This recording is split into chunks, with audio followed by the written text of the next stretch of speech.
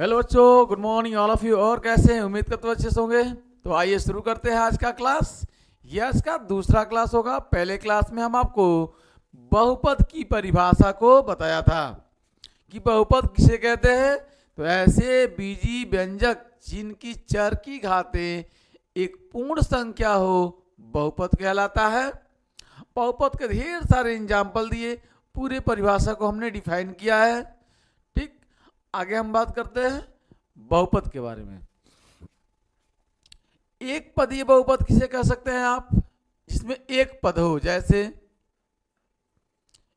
एक पदीय बहुपद।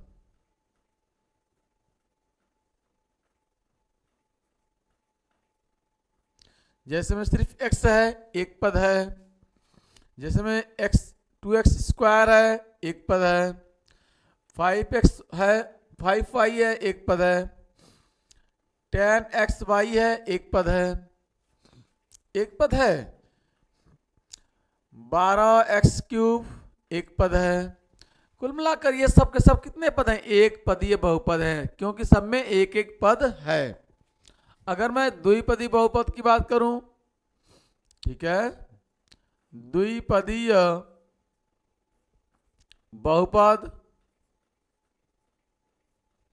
तो मैं कहूंगा x प्लस वाई, ये दो पद है। मैं कहूंगा 5x स्क्वायर प्लस का 6, ये दो पद है। मैं कहूंगा 7x क्यूब माइनस 1/2, ये एक दो पद है। तो इस तरह के बहुपद को हम लोग द्विपदी बहुपद कहते हैं। त्रिपदी बहुपद,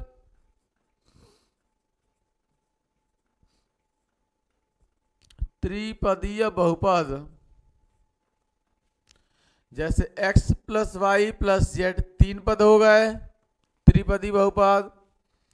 जैसे x माइनस वाई प्लस का 5, त्रिपदी बहुपद। जैसे x स्क्वायर प्लस का x प्लस का 10, त्रिपदी बहुपद। तो इस तरह के बहुपद को हम लोग त्रिपदी बहुपद कहते हैं। बात समझ में आ रही है? त्रिपदी बहुपद। आगे देख लेते हैं बहुपद की घात।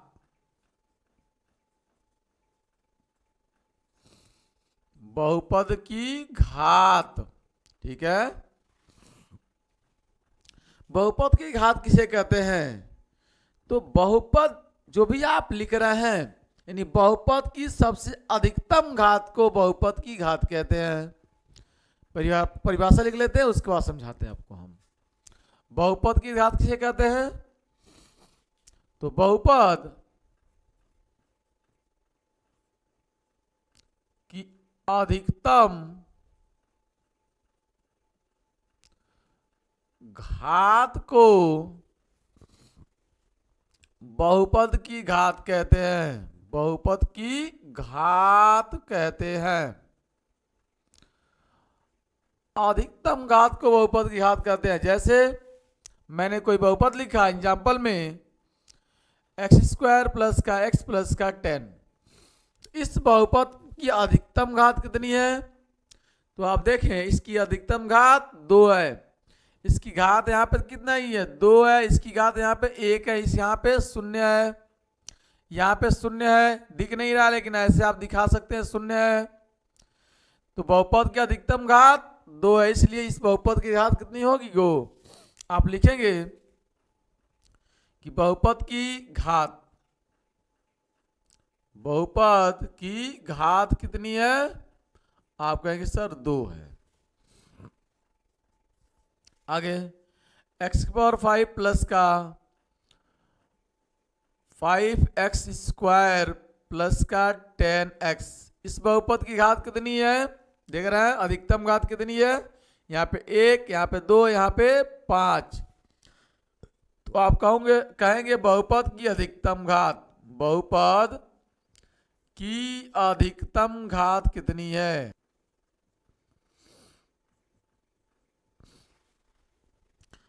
एग्जाम्पल्स, बात समझ में आ गई होगी। x प्लस 10x के पावर 7 प्लस का x स्क्वायर प्लस का x के पावर 12। इस बहुपद की अधिकतम घात कितनी है? यानी बहुपद की घात कितनी है? 1 है, 7 है, 2 है, 12 है। तो आप लिखेंगे बहुपद की घात कितनी है?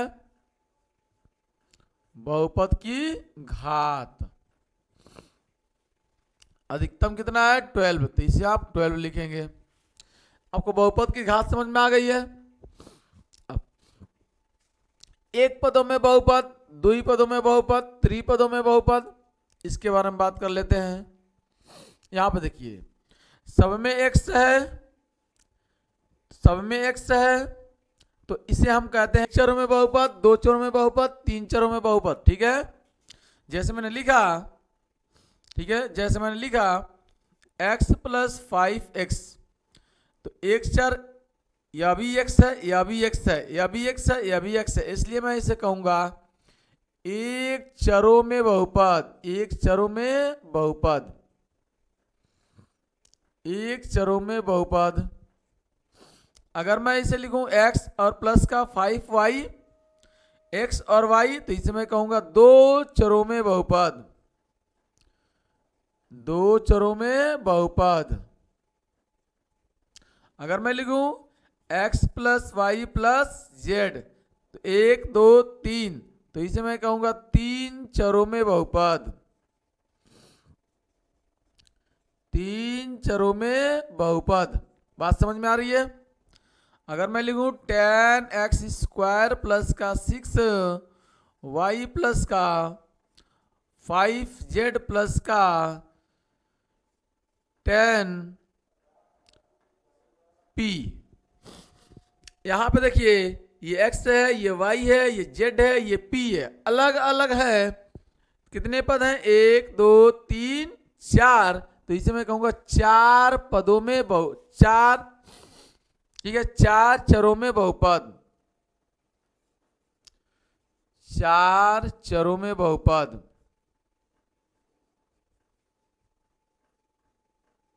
बात समझ में आ रही है।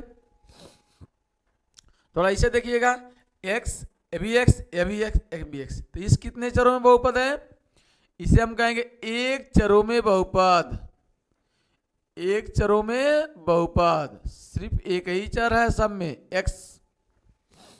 इसमें देखिएगा x x x, तो यह भी कितना है, एक चरों में बहुपद, एक चरों में बहुपद। बात समझ में आ गई है, बता देंगे। और एग्जांपल, यह भी x x x, तो एक चरों में बहुपद, एक चरों में बहुपद। ठीक है, यहां देखिए x प्लस का 5y प्लस का 6, कितने चर हैं, x और y, तो इसे हम कहेंगे दो चरों में बहुपद, दो चरों में बहुपद। ठीक है, 5t के पावर 5 प्लस का 4t क्यूब प्लस का 3t स्क्वायर। बात समझ में आ रही है। तो ये t, ये भी t, ये भी t, इसे कहेंगे एक चरों में बहुपद, एक चरों में बहुपद। ऐसे लिखता मैं 5t के पावर 4 प्लस का 5y के पावर 4 प्लस का 6, ठीक है, 6t, तो ये t है, यह भी t है, और ये y हो गया। तो कितने चर हो गए, एक चर ये t है, दूसरा y है, तो इसे मैं कहूंगा दो चरों में बहुपद, दो चरों में बहुपद। बात समझ में आ गई है, समझ में आ गई है कि नहीं। 5t स्क्वायर प्लस का 6x प्लस का 7y के पावर क्यूब, कितने चर हैं, ये t है, ये x है, ये y है, तीन चरों में बहुपद, तीन चरों में बहुपद, तीन चरों में बहुपद। बात समझ में आ गई। तो ये बहुपद आपको समझ में आ ही गया होगा, एक चरों में बहुपद, दो चरों में बहुपद, तीन चरों में बहुपद, चार चरों में बहुपद। ठीक है, अब देख लेते हैं बहुपद के गुणांक।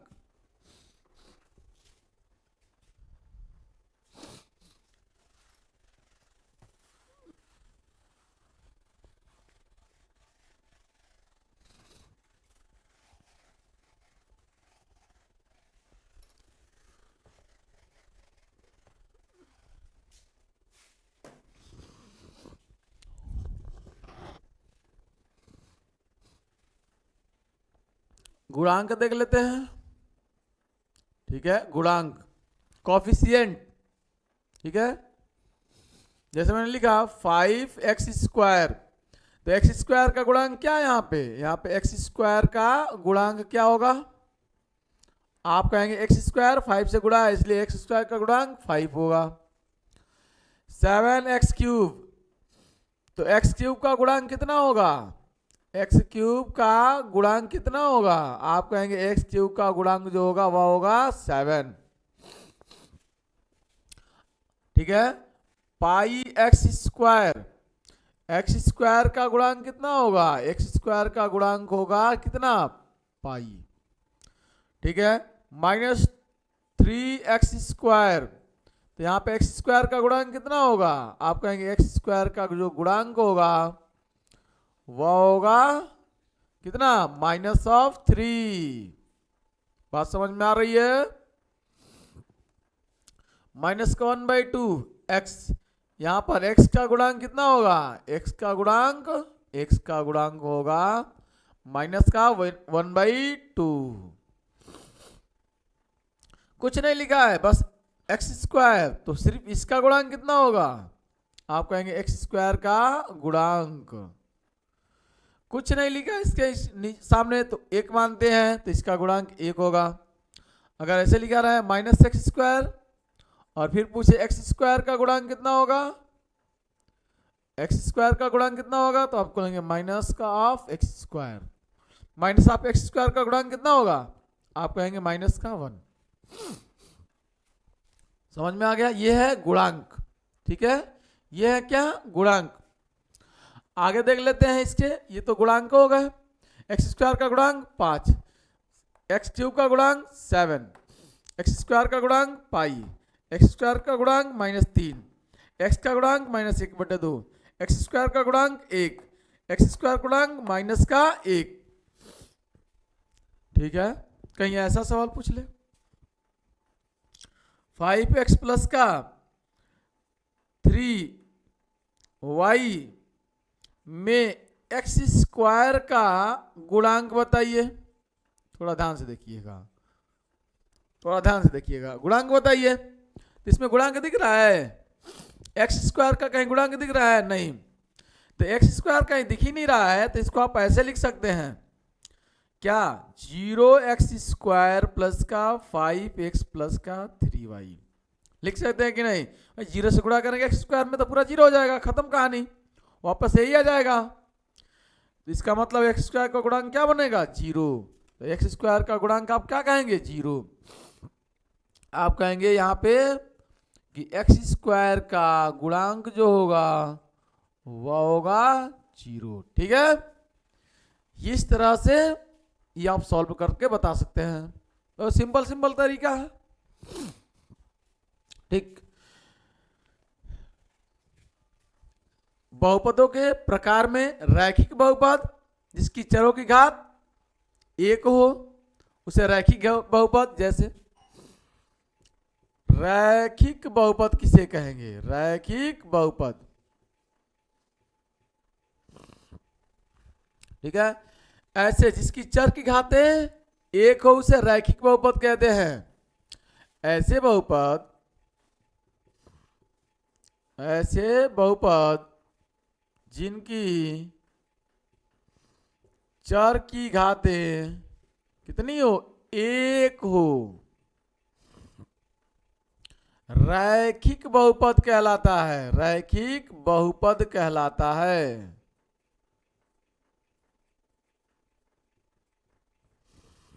जैसे में एग्जाम्पल x, इसके पावर कितने हैं? 1।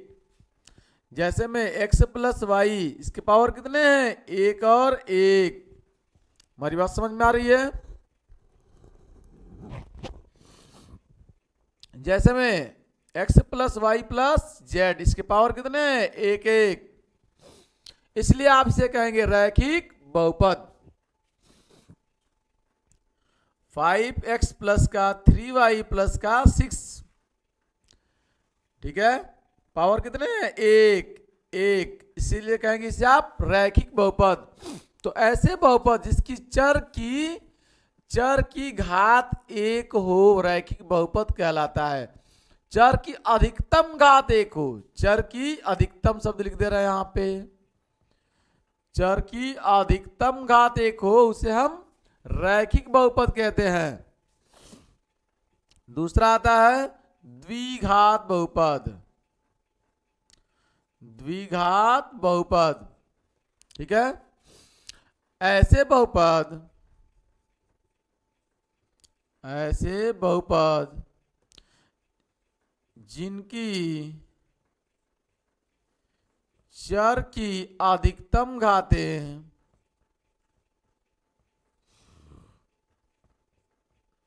कितनी हो, 2 हो, द्विघात बहुपद कहलाता है, द्विघात बहुपद कहलाता है।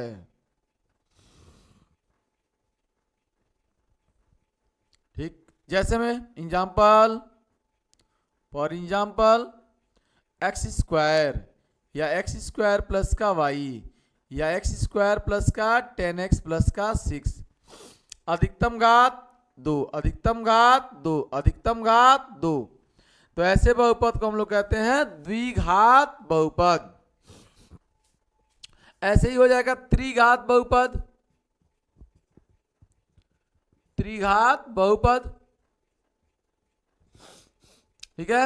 इसके लिए क्या लिखेंगे, ऐसे बहुपद जिनकी चर की अधिकतम घातें 3 हो, त्रिघात बहुपद कहलाता है। ऐसे बहुपद जिनकी चर की अधिकतम घातें 3 हो, कितना हो, 3 हो, त्रिघात बहुपद कहलाता है, त्रिघात बहुपद कहलाता है। जैसे में एक्स क्यूब, जैसे में एक्स क्यूब प्लस का एक्स, बात समझ में आ रही है। जैसे में एक्स क्यूब प्लस का 6, बात समझ में आ रही है। ये सब के सब कैसे बहुपद है, त्रिघात बहुपद है, क्योंकि इनकी चर की घात अधिकतम 3, इसकी चर की घात अधिकतम 3, इसकी चर की घात अधिकतम 3, इसीलिए इसे हम त्रिघात बहुपद कहेंगे। तो ये रहा पूरा का पूरा बहुपद, ठीक है। आप पहला एक्सरसाइज आसानी से सॉल्व कर सकते हैं। अगर कोई दिक्कत होता है तो आप कमेंट सेक्शन में कमेंट करके जरूर बताएं। बस आज के लिए इतना। Thanks for watching this video. जय हिंद, जय भारत।